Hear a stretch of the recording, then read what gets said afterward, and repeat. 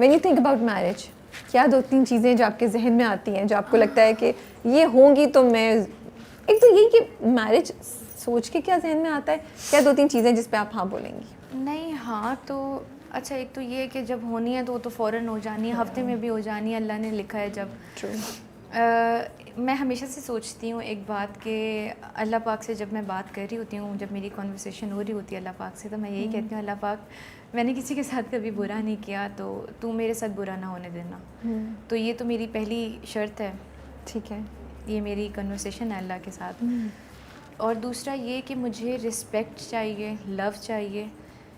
पैसे का ये सीन है कि हम दोनों मिलके एक दूसरे को सपोर्ट कर लेंगे, गुड, तो ऐसे ही होता है ना। या स्ट्रॉन्ग तभी होती है बॉन्डिंग जब आप एक दूसरे को सपोर्ट करो। तो यही बात है कि लव और रिस्पेक्ट और पैसा हम कमा लेंगे मिल के कमा लेंगे। This is good. बट अपने पेरेंट्स की आपने देखी है लव मैरिज, इसीलिए तो मैं ज़्यादा हाँ, इसमें तो वो आपको इंटरेस्टेड हूँ जब आप अपने इर्द गिर्द चीज़ें देखते हैं ना, तो फिर आपकी थॉट प्रोसेस उससे इन्फ्लुएंस होता है, स्पेशली जब आपके पास पॉजिटिव रोल मॉडल्स हों, तो you feel like that you know arrange versus love का लव ज़्यादा भारी हो जाता है वो डिसीजन कि हाँ, you would prefer to have get to know somebody and then you know get married, और रादर के मुझे लगता है गेट टू नो वाला थिंग ज़रा है बेहतर रहेगा, क्योंकि इट्स अ लाइफ टाइम। मैं ये नहीं करना चाहती, अल्लाह ना कभी होने दे ऐसा कि ठीक है हो गई, डिवोर्स हो गई, अल्लाह ना करे। एक तो फर्स्ट ऑफ ऑल हमारी फैमिली अगेन नहीं है इस तरह की कोई चीज़, कभी हुई नहीं है डिवोर्स किसी की भी, तो मैं नहीं चाहूँगी कि मेरे साथ भी कभी ऐसा हो। और दूसरा ये कि मेरे जो पेरेंट्स हैं वो मेरे लिए इंस्पिरेशन है। मैंने हमेशा उनको देखा, लड़ते भी हैं, झगड़ते भी हैं, फिर पापा मना भी रहे होते हैं अम्मी को। तो ये चीज़ें जब मैंने देखी ना, तो इन चीज़ों के आगे मुझे पैसा बहुत छोटा लगने लगा ना।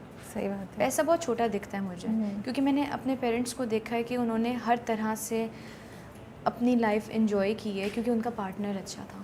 ठीक है, तो मुझे पार्टनर अच्छा चाहिए, मुझ पे ट्रस्ट करे, जो मेरी इंडस्ट्री है, जो मेरी फील्ड है, उसको पता होना चाहिए कि अगर हिना रात 3 बजे भी शूट से वापस आ रही है, तो हिना को पता है उसकी लिमिट्स।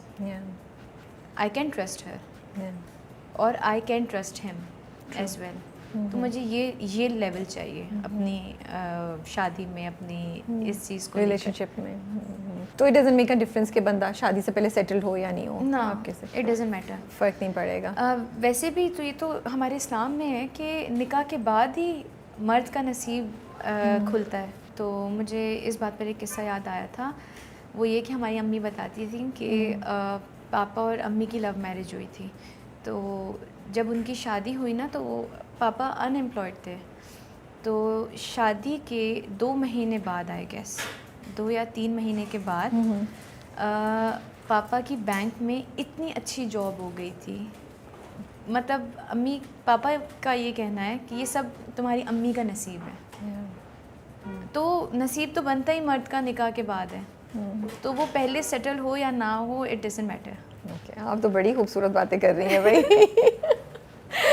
अम्मी पापा से सीखा है। नहीं, वही होता है जब आपके पास पॉजिटिव रोल मॉडल्स हो ना, तो आई थिंक वो बच्चों को बड़े अच्छे से इम्पैक्ट करते हैं, वो आपकी थॉट प्रोसेस को शेप कर देते हैं, वो आपकी एक्सपेक्टेशंस को भी शेप कर देते हैं उसी तरीके से। I think your parents marriage have, वैसे तो मुझे वो लग रहा है वो जो भी साहब है ना, आई डोंट नो अभी हैं या नहीं है, बट वो जो भी है उनके लिए बड़े मुश्किल होने वाला है, क्योंकि आपके अब्बा ने स्टैंडर्ड इतने हाई कर दिए, बहुत हाई, मैं तो बेचारी के लिए अभी से आई एम फीलिंग बैड। हील भाई सुन रहे हैं आप, तो आप प्रैक्टिस अभी से शुरू कर दें, जो सोच रहे हैं। आपको पता हो ये इंटरव्यू आपके लिए बहुत अच्छी गाइडलाइन है, मैंने बहुत हेल्प कर दी है, बहुत ज़्यादा इनडायरेक्टली, इतनी करनी नहीं थी, कैसे जीतना है दिल हिना का और फिर आगे कैसे मेंटेन करना है, तो ये तो सब मैंने बता दिए, लिस्ट वाइज करा दिया, इतने अच्छे इतनी बातें मैंने पूछवा ली हैं। तो बट आई ऑल्सो पूरा शजरे नसब खुल गया है, मैं क्या करूं। बट मुझे ये लगता है कि आपने जो बातें शेयर की हैं उससे जो मर्द हज़ार सुन रहे हैं उनके लिए भी बड़ी अच्छी बातें हैं, that this is how you should have a relationship. मेरे ख्याल में ये तो होता ही नहीं है कि यू वर्सेस मी और मी versus you, relationship is always us making each other happy and be respectful, ये होना चाहिए जो मैं चाहती हूँ कि ये चीज़ हम ज़्यादा इसको एडवोकेट करें। एजुकेशनल बैकग्राउंड आपको लगता है मेंटल कंपैटिबिलिटी में इम्पॉर्टेंट है कि आप एक जैसी एजुकेशन से हो, और यू फील नहीं मेंटल कंपैटिबिलिटी को आप एजुकेशन से बाउंड नहीं कर सकते, आपका एक्सपोजर कितना है, या आपको लगता है education is important? Education is really important.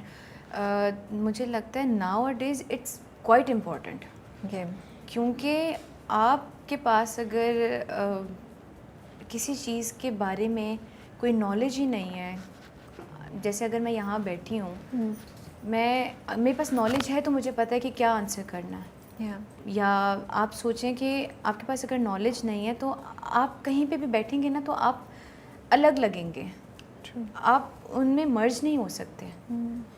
क्योंकि आजकल हमारे पास जितनी भी इंडस्ट्री में लोग आ रहे हैं, या इंडस्ट्री में नहीं भी हों, आउटसाइडर्स हों, they are well educated these days.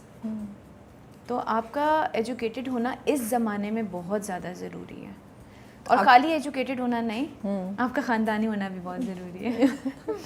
हाँ, मुझे लगता है नॉलेज, एक्सपोजर, या आपको पता हो कि दुनिया में क्या हो रहा है, या आपका थॉट प्रोसेस थोड़ा इवॉल्व हो, तो वो चीज़ है, वो फिर रिलेशनशिप को ज़्यादा बेहतर कर देती है कि आप लोग एक ही लेवल पे हो। और सबसे बड़ी चीज़ ये कि आप अपनी सराउंडिंग को पॉजिटिव रखें। जैसे कि मैंने आपको बताया ना कि मेरे जो 2 दोस्त हैं वो इंतहाई पॉजिटिव हैं, और मेरी सिर्फ यही सराउंडिंग है। क्योंकि अगर आपकी सराउंडिंग से आपको पॉजिटिव वाइब्स आपके अंदर जा रही हैं तो आप दूसरों के लिए पॉजिटिव हो। सही बात है। तो ये चीज़ ज़रा इम्पॉर्टेंट होती है कि आप क्या सिलेक्ट कर रहे हो अपनी सराउंडिंग में। क्या 2-3 चीज़ें पॉजिटिव आपको नज़र आती हैं जो मर्द हज़रात में आपके आसपास आपको नज़र आ रहा है कि चेंज हुआ है? जैसे लड़कियों में इंडिपेंडेंस बहुत ज़्यादा हो गई है, लड़कियों में अवेयरनेस बहुत ज़्यादा हो गई है, they know what is right, what is wrong, you know, वो बोलती भी हैं। मर्दों में हम क्या पॉजिटिव चीज़ें देख रहे हैं which is making girls you know more comfortable about marriage और रिलेशनशिप्स?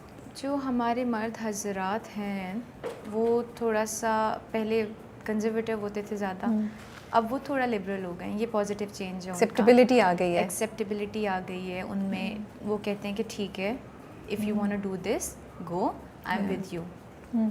तो ये चेंज मैंने अब देखा है मर्दों में आ गया, और ये बहुत अच्छा चेंज है, बहुत अच्छा है, क्योंकि उनको समझ आ गई है कि अच्छा जो स्प्रिंग है ना, आप स्प्रिंग को जितना प्रेस करेंगे ना वो उतनी ज़ोर से उछल के जाएगा। ट्रू। तो यही चीज़ औरत में होती है, आप जितना उसको दबाएंगे ना वो एक ना एक दिन ऐसी बागी होगी कि आप खुद भी हैरान हो जाएंगे कि ये वही औरत थी जिसको मैं इतने अरसे दबा के रखता था। तो स्प्रिंग को दबाएं नहीं ना। तो ये चेंज अब बहुत आ गया मर्दों में। मैरिज से डर लगता है आपको? नहीं, क्योंकि मुझे आसपास आजकल जो लड़कियां हम लोग यूजुअली देखते हैं, जनरल कॉन्वर्सेशन ये होती है, girls are little scared of marriage, they are doubtful about के तनी शादी काम करेगी नहीं करेगी, ये बंदे से हमें शादी करनी चाहिए या नहीं करनी चाहिए। वो तो काम करेगी या नहीं करेगी, वो तो 50% आपके अपने ऊपर डिपेंड करता है ना।